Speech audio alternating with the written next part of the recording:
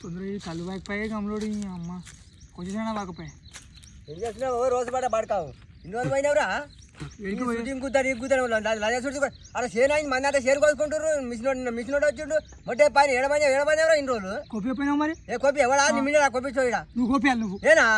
నువ్వు ఆదరు మిగుతున్నావు అక్కడ ఏం సంపాదించుకొచ్చా పీకుడు 10 రోజుల నుంచి అక్కడనే అనుకున్నావు నీ గాయ గుడి జంగు గాయ పడకావు దాపరమైనరా ఎవడా చేస్తాడా